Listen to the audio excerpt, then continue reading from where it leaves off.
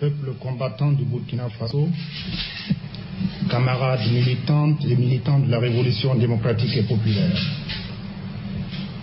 Lorsque le 4 août 1983, à la tête des forces populaires insurgées, nous sommes rentrés à Ouagadougou, nous étions tous animés, Thomas Sankara et moi, de la ferme détermination de conduire notre vaillant peuple vers un avenir radieux. À l'époque, j'ai fait comprendre que le fait d'avoir participé activement au renversement du régime de Jean-Baptiste Ouédraogo ne me conférait aucun droit particulier, car en révolutionnaire, j'ai assumé mon devoir d'exécuter une tâche. C'est ainsi que Thomas Sankara, qui à l'époque semblait incarner à nos yeux les aspirations de notre peuple, fut choisi. Cette attitude de principe écartait de mes camarades et moi toute ambition personnelle au détriment d'une cause dont l'essence réside dans la volonté de servir son peuple à quelque niveau que ce soit.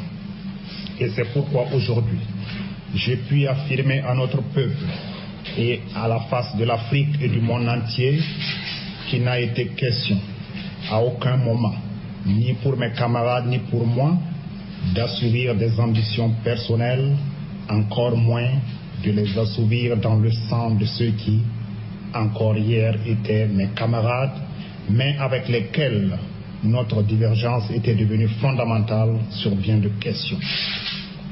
Peuple du Burkina Faso, l'accélération de l'histoire fait souvent défiler les événements à une allure telle que la maîtrise par l'homme des faits devient impossible, rendant celui-ci artisan de situations non désirées. Les instants tragiques que nous avons vécus le 15 octobre courant font partie de ce type d'événements exceptionnels que nous fournit souvent l'histoire des peuples.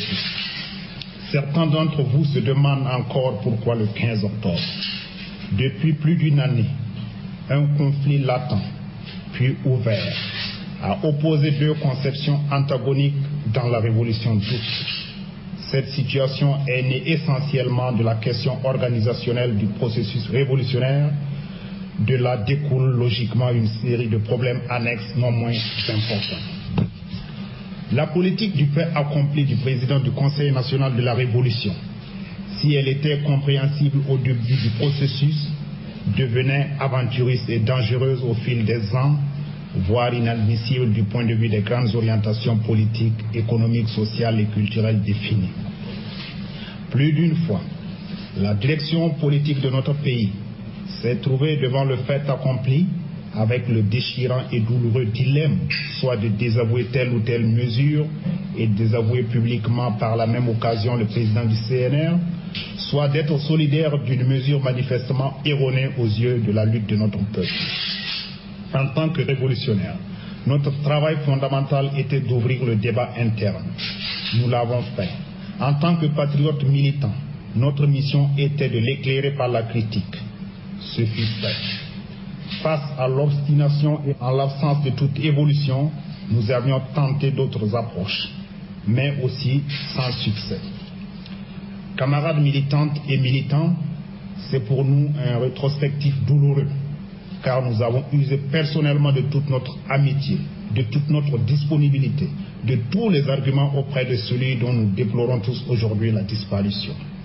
Nous avons à maintes reprises répété aux camarades présidents du Conseil national de la Révolution que notre barque était en train de chavirer, que les décisions étaient incomprises de notre peuple, que l'improvisation, la précipitation inutile, l'absence d'informations préalables des plus hauts responsables de l'État concernant les mesures les plus importantes expliquaient en partie ce naufrage. Dans sa conception, les meilleures décisions sont celles que l'on prend seul et dans la surprise générale. Une telle méthode ne pouvait qu'avoir des répercussions extrêmement dangereuses au sein de l'organe politique dirigeant, le Conseil national de la Révolution, et par voie de conséquence au sein du gouvernement et des structures populaires. La crise atteint son paroxysme lorsqu'il décida au mois de juin dernier de dissoudre toutes les organisations de gauche.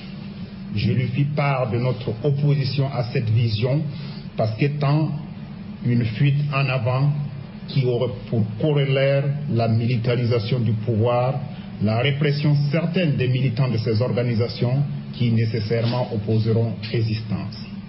Effectivement, l'ampleur des réactions a été telle que lui-même fut obligé de reculer pour revenir à la charge sous d'autres formes sans résultat aucun.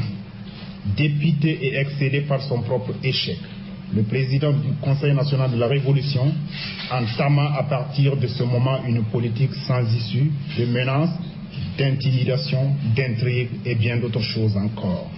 Mis à minorité, à l'évidence, en tant que révolutionnaire, il était de son devoir d'admettre cela et de revoir sa stratégie organisationnelle. Pour lui, cela constituait un échec personnel inadmissible et intolérable. Il nous convoqua à plusieurs reprises à son bureau pour tenter de nous convaincre du bien fondé de son option. Mis chaque fois en minorité, il commença à nous présenter comme des réformistes, des ambitieux qu'il fallait promouvoir pour qu'ils se taisent. Ainsi, en ce qui me concerne, lors de la dissolution du dernier gouvernement, il me proposa au poste de Premier ministre, chef de gouvernement. En compagnon d'armes et amis, je lui signifiais que tel n'était point mon objectif. Ma préoccupation était l'avancée de la révolution dans le respect des principes. J'estime, ajoutai-je, qu'il doit demeurer le chef de l'exécutif, mais qu'il lui appartenait de respecter un minimum de règles pour que nous accomplissions les nobles objectifs de la révolution démocratique et populaire. L'apathie et l'indifférence des masses trouvaient leur origine dans les problèmes réels dont l'ignorance à terme allait liquider le processus révolutionnaire. Il fallait en tenir compte et la solution ne résidait nullement dans la nomination d'un Premier ministre.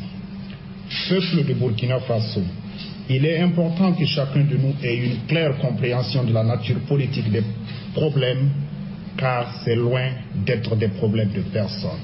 Il s'agissait de l'avenir même de la révolution.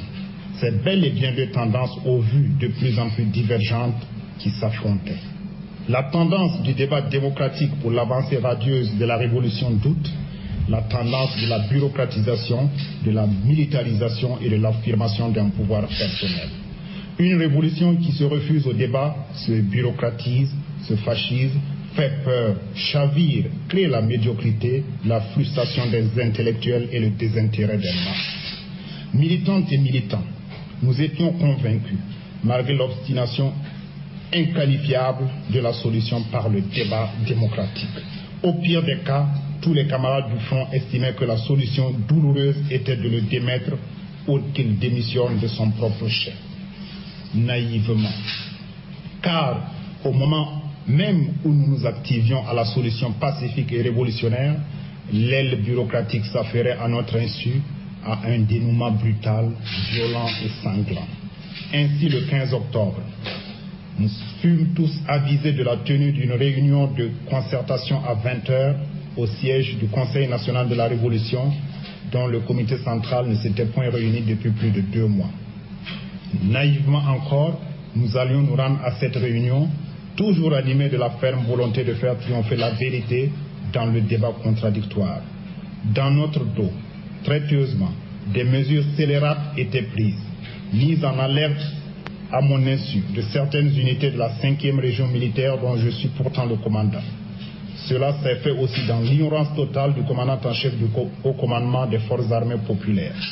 Distribution massive d'armes à plusieurs éléments, information de certains éléments de la garde présidentielle et de certains responsables de la sécurité de l'assaut final à 20h contre les traîtres tels qu'ils nous présentaient. Au cours de la dite réunion, nous devrions être tous encerclés, arrêtés et fusillés. Ce secret lourd, peu d'hommes peuvent le garder, surtout s'ils savent que cette bassesse était dirigée contre des compagnons d'armes.